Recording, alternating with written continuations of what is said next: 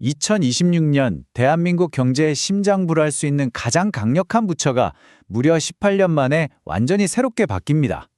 지난 시간 동안 글로벌 금융위기나 팬데믹 같은 엄청난 위기 속에서 우리 경제의 사령탑 역할을 해왔던 곳이 바로 기획재정부인데요.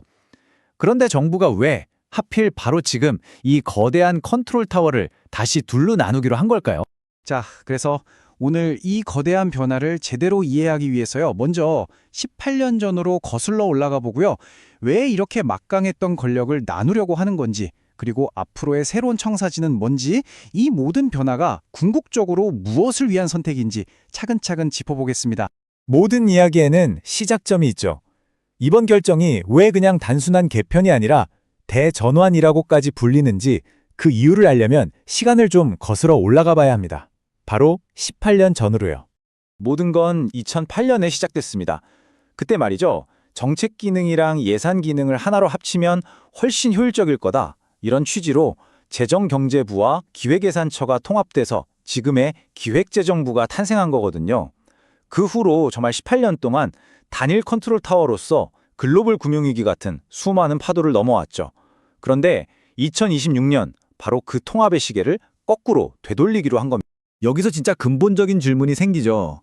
아니 18년 동안이나 굳건하게 유지해온 이 강력한 시스템을 도대체 왜 지금 다시 둘로 쪼개려는 걸까요?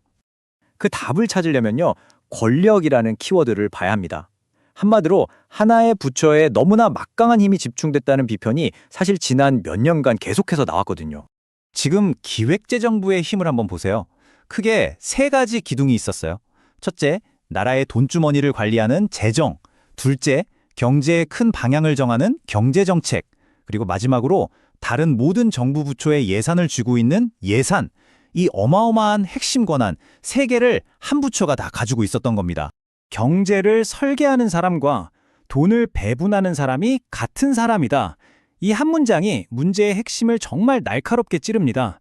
이게 무슨 말이냐면요. 국가의 미래 비전을 그리는 역할이랑 그 비전에 돈을 나눠주는 역할이 분리가 안 되니까 사실상 견제와 균형이 작동하기가 어려운 구조였다. 이런 지적이 계속 나온 거죠. 결국 어떤 상황이 벌어졌을까요? 모든 정책이 기재부의 논리라는 단 하나의 필터를 거치게 되고요. 다른 부처들은 혁신적인 정책을 막 추진하기보다는 이거 기재부가 좋아할까? 하면서 기재부의 눈치만 살피게 된다는 비판으로 이어진 겁니다. 그런데 말이죠. 이런 비판이 어제 오늘 일도 아닌데 왜 하필 2026년일까요? 그 시급함의 배경에는 지금 대한민국이 마주한 아주 절박한 시대적 과제들이 있습니다. 지금 우리 경제 정말 만만치 않잖아요. 성장은 계속 둔화되고 있고 인공지능이나 반도체 같은 첨단 기술 분야에선 말 그대로 전쟁 같은 경쟁이 벌어지고 있죠. 게다가 눈앞에 닥친 초고령 사회 문제, 또 언제 터질지 모르는 지정학적 리스크까지. 한마디로 세상이 너무 빨리 변하고 있는 겁니다. 이렇게 급변하는 환경 속에서 기존의 중앙 집중적인 통제 시스템은 너무 느리고 경직되어 있다는 지적이 나온 겁니다. 특히 기재부는 늘 나라 살림을 아껴야 한다는 재정 건전성을 최우선으로 해왔는데요. 이게 물론 중요하지만 복지나 미래산업, 기후위기 대응처럼 정말 과감한 투자가 필요할 때 오히려 발목을 잡는 경우가 많았다는 거죠. 그래서 정부가 내놓은 해법이 뭐냐? 바로 18년 전으로 돌아가서 다시 견제와 균형의 시스템을 복원하자는 겁니다. 자, 새로운 청사진을 보면 역할 분담이 아주 명확합니다. 미래의 재정경제부는 경제의 큰 그림을 그리는 전략가가 됩니다. 거시경제 정책이나 세금, 국제금융 같은 굵직한 일들을 맡고요. 반면에 기획예산처는 국가 예산을 짜고 나라 살림을 꼼꼼하게 책임지는 관리자 역할을 맡게 되는 거죠.